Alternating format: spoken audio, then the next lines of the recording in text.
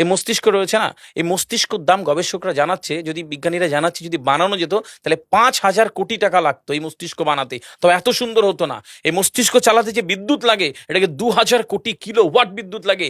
একটা মস্তিষ্ক পুরো বাংলাদেশ চলে যাবে, আর কিছু বিদ্যুৎ বাইরের দেশে বিক্রি করে এই দেশ টাকা রোজগার করতে পারে। এই আপনি চিন্তা করেন যে শিরোপোষের এগুলো, একটা তারের হেডফোনকে পকেটে দেবেন আর বের করবেন, দেখবেন ছাড়াতে হচ্ছে, তাই না? জড়িয়ে জট যায় না? লেগে যাচ্ছে। এই পুরো শরীরের মধ্যে এরকম জড়ানো পেছনে যত শিরা আছে না, এই শিরাগুলোকে বলা হয় খুলে খুলে রাখা হলে 11 একর জমি লাগতো, 11 একর জমি লাগতো। কেন ইমাজিন আমাদের মধ্যে কি রয়েছে, পুরো শরীরে 650টা মাংসপেশি রয়েছে, যা ইনস্ট্রাকশন দেবেন ও তাই করবে। আজকে একবার ভেবে নেন না, কাল একটা বাইক কিনবেন, হন্ডা কিনবেন, আপনি বাইরে বেরোবেন, দেখবেন সব বাইকের দিকে নজর যাবে, এই বাইকটা ভালো, এটা সুন্দর, মাইলেজ ভালো, কোনটা ভালো, কি দেখবো। যতক্ষণ না কিনবেন মস্তিষ্ক আপনাকে ছাড়বে না, ও চিন্তা করতে থাকবে। ঠিক সেরকম একটা কমেন্ট যখন দিয়ে দেবেন, এই মস্তিষ্ক আপনাকে ওই কাজে এগিয়ে নিয়ে যাবে। পৃথিবীতে মানুষ না বেসিক নিডস গুলো ফ্রি পেয়ে গেছে। ভাবুন তো একবার, পৃথিবীর সবচেয়ে লাক্সারিয়াস ড্রিঙ্কের নাম জানেন? পৃথিবীর সবচেয়ে লাক্সারিয়াস ড্রিঙ্কের নাম হচ্ছে পানি। পানি, জল। জল। যদি 5,000 টাকা লিটার কিনতে হতো, তাহলে মানব জাতি কয়দিন বাঁচতো? ফাইন। তো পৃথিবীর পানিকে ফ্রি করে দেওয়া হয়েছে। অক্সিজেন, একটি গবেষণা জানায় সারাদিনে একটা মানুষ যত অক্সিজেন নেয়, এটি টাকা দিয়ে কিনতে হতো, তাহলে 3.5 লক্ষ টাকা লাগতো একদিনের। শুধু রাত হয় বলে আপনাকে কত টাকা ইলেকট্রিসিটি বিল দিতে হয়, তাই না? ফ্রি পেয়েছি।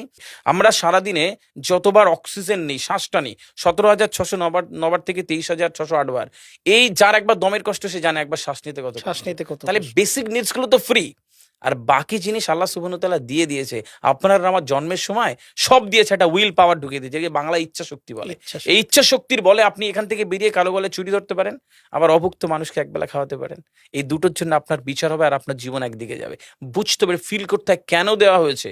আমরা বেশিরভাগ মানুষ দেখবেন নামাজে দাঁড়ানোর সময় যে কোনো একটা ঘেমো গন্ধওয়ালা পোশাক পরে নামাজে দাঁড়াই, বিয়ে বাড়ি যাচ্ছি হেভি ফিটফাট করে।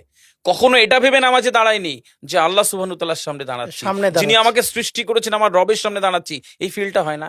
আমি সিজদায় গিয়ে বলি সুবহানা রাব্বিয়াল আলা, ও ঢাকায় নামাজ পড়ছি আর ঢাকুরিয়াতে রয়েছে আমার মন, কেন মানে বুঝি না। আমার তাকবীরে তাহারিমা করি আল্লাহু আকবার, আল্লাহ সর্বশ্রেষ্ঠ, ফিল করি না। যখনই না ফিল করবেন, তখন অনুভূতি আসবে না।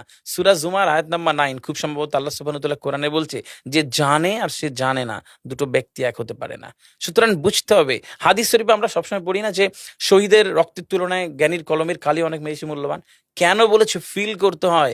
এই ফিল যখন কেউ করবে, তখন তার জীবনটা বদলে যাবে।